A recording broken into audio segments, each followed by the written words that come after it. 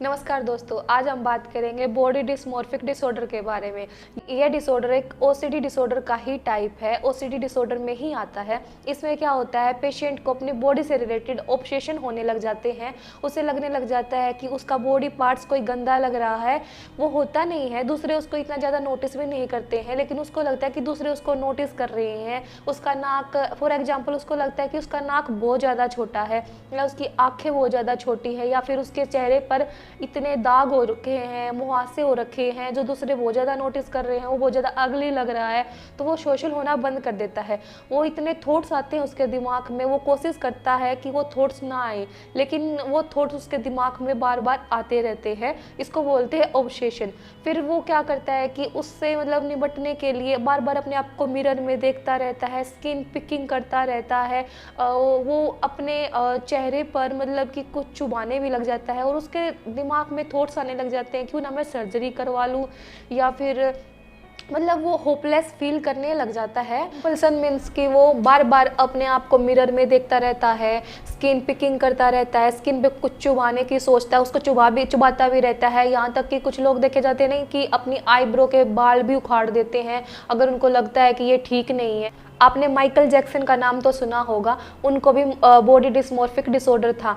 अपनी नाक की सर्जरी कई बार करवाई थी, इतनी बार करवाई थी कि उन्होंने लास्ट में जो है उसकी प्लास्टिक की नाक लगानी पड़ी थी, और जो कि उनकी बहुत ही ज़्यादा पेनफुल जर्नी साबित हुई थी कि जो उन्होंने किया वो गलत किया। साथ ही में 2017 में इलिना डिक्रूज ने भी अपने बॉडी डिस्मॉर्फिक डिसऑर्डर का बताया था कि उन्हें भी ये डिसऑर्डर था। वो अपनी बॉडी को लेकर बार बार सोचती रहती थी, मिरर में देखती रहती थी कि मैं ऐसे कम हूँ किसी दूसरे से, कि दूसरे हीरोइंस को देखकर ये सोचती रहती थी कि मैं इन जैसी नहीं हूँ, मैं इन जैसी कैसे हूँ। अपने बॉडी पार्ट्स के बारे में सोचती रहती थी, उनको बार बार मिरर में देखती रहती थी और होपलेस फील करने लगी थी।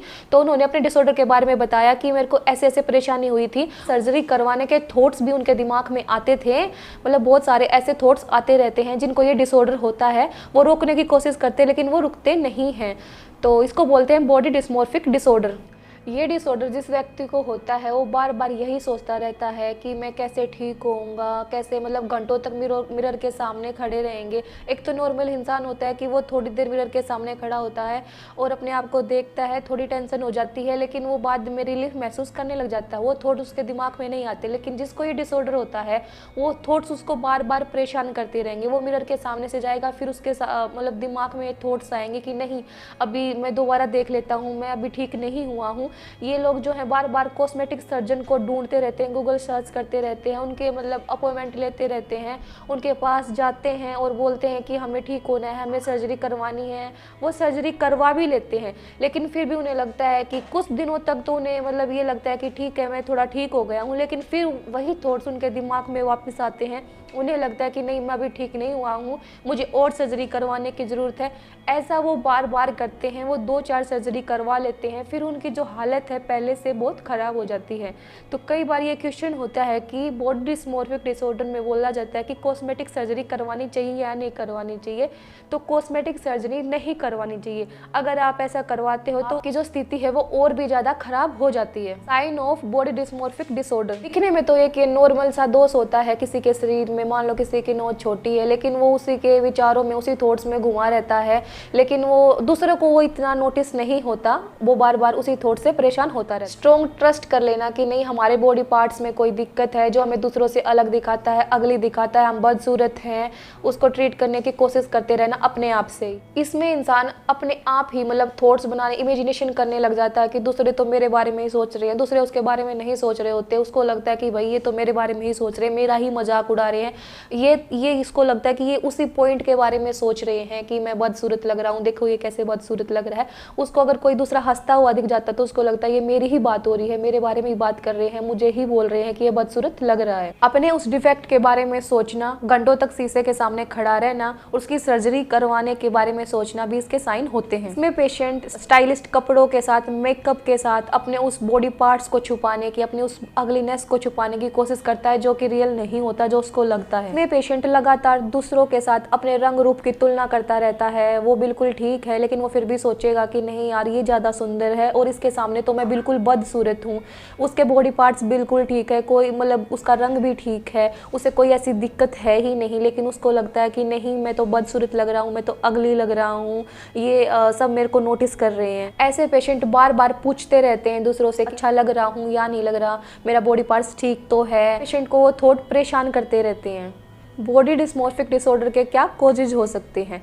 अनुवांशिक, मतलब कि अगर उसके परिवार में ऐसी हिस्ट्री रही हो, उसके मदर को, फादर को या दादा परदादाओं को अगर किसी को डिसऑर्डर ये रहा हो या फिर और कोई डिप्रेशन, एंग्जाइटी ज़्यादा लेवल पर रहा हो तो ये उसमें आने के चांसेस ज़्यादा हो जाते हैं। मस्तिष्क की संरचना, कुछ मस्तिष्क में कुछ असंतुलन होने के कारण भी बॉडी डिस्मॉर्फिक डिसऑर्डर का विकास हो सकता है, ये उत्पन्न हो सकता है। इन्वायरमेंट, जिन लोगों के परिवार में ऐसे लोग हों जो उनको बार बार टोकते हो कि आप मोटे लग रहे हो, आप पतले लग रहे हो या फिर आप बदसूरत हो, मतलब अगर मान लो कि 3-4 बच्चे हैं और उनमें से एक बच्चे को आप बार बार टोक रहे हो और तीनों को कुछ नहीं बोल रहे, तो वो भी दिमाग में बच्चे के मतलब चलता रहता है, तब भी विकसित हो जाता है ये डिसऑर्डर बार बार टोकने की समस्या के कारण। तो इसलिए आप ध्यान रखा करो कि आपकी किसी को टोकने के कारण से किसी को मेंटल प्रॉब्लम हो सकती है। न्यूरोट्रांसमीटर सेरोटोनिन की कमी के कारण भी हो सकता है। ये एक हार्मोन होता है जिसमें कमी होती है तो इंसान जो है उसकी लाइफ से हैप्पीनेस खत्म हो जाती है। वो चीज़ों को बार बार मतलब देखता रहता, सोचता रहता, बोलते बोलते अटक जाता है कि आगे क्या बोलूं। तो ये जब कम होता है तो भी इंसान को ये डिसऑर्डर विकसित हो सकता है। अब हम बात करेंगे कि डॉक्टर को कब दिखाना चाहिए।